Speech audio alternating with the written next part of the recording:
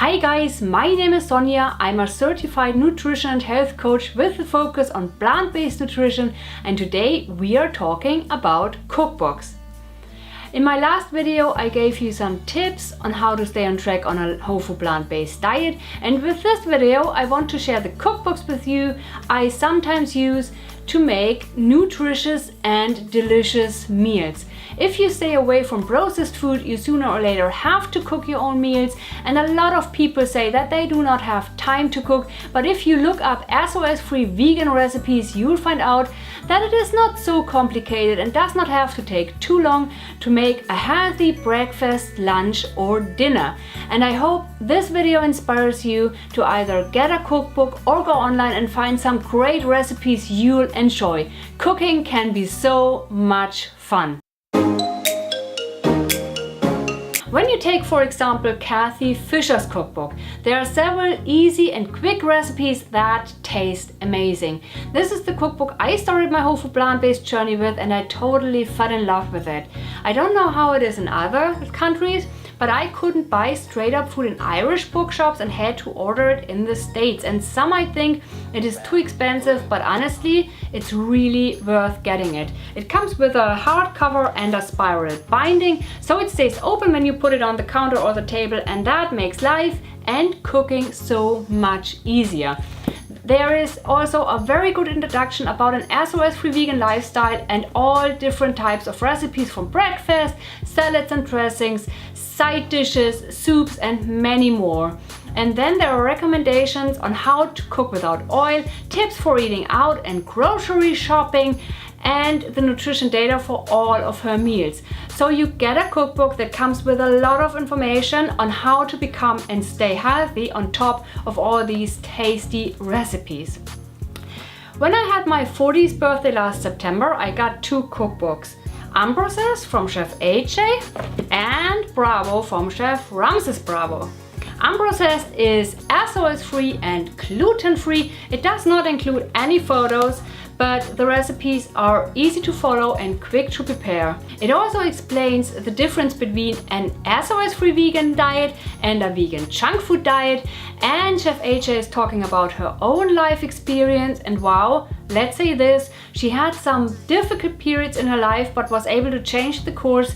She got away from processed and sugary, oily, salty food and has all the experience to support a lifestyle change, which she describes very well in her cookbook. And I must admit, I'm a fan of the name of the dishes. A better bruschetta, holy moly bean dip, or Chef AJ's disappearing lasagna.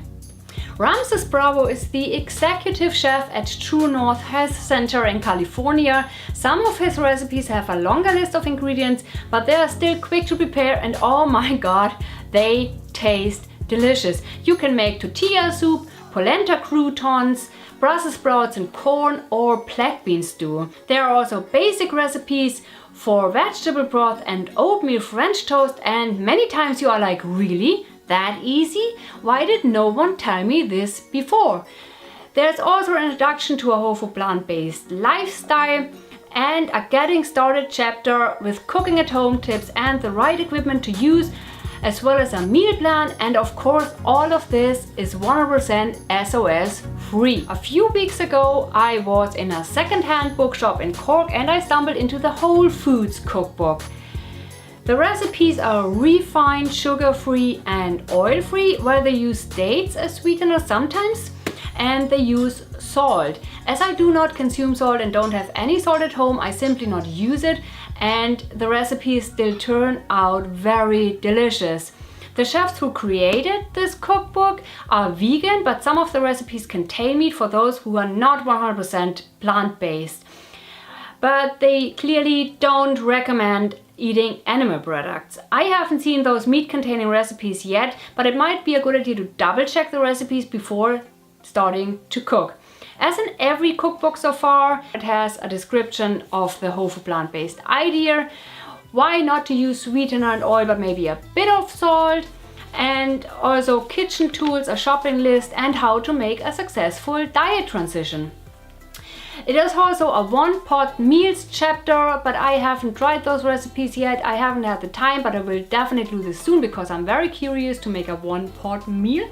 And well, what I did was the classic celeriac pot roast recipe, which was so quick to prepare and turned out so delicious that I can only recommend it. So what else? Yes, there is the Forks Over Knife, which has amazing recipes. They use salt to taste or low sodium soy sauce, molasses, rice syrup or maple syrup, but I again adapt those recipes because I don't like soy sauce and the only sweetener I use are dates. What I think is pretty cool are the matrix conversion charts in the back of the cookbook. Not every recipe has a photo, but it is the same then with Unprocessed or Bravo. You can follow the recipes easy and do not need photos. There's also an introduction with key tips and techniques for shopping, prepping and cooking, a description of items, ingredients and kitchen tools that come in handy when making a whole food plant-based meal, and a chapter about how to read labels. Forks Over Knife has over 300 recipes, and I think it is the biggest cookbook for all the cookbooks I introduce here to you. So last but not least, we have the Happy Pear. The twins of the Happy Pear have a vegetarian vegan restaurant in Dublin and Greystones, and they spread a happy and healthy lifestyle around the world with their cookbooks, their Instagram, YouTube and Facebook channels. And while this one is vegetarian vegan, this one is completely vegan, but both are not SOS-free. So I adapt those recipes and they turn out amazingly good even without salt, oil and sugar. There is a lot of information in both cookbooks about positivity and a good balanced lifestyle. Well, I can only recommend you to check them out. They're really good and maybe you like to follow them. Well, that's all for today, guys. That is all the cookbooks I can introduce to you. If you have a cookbook you want to recommend us, or you have one you want me to check out, put them in the comments. I hope you enjoyed the video. See you next time.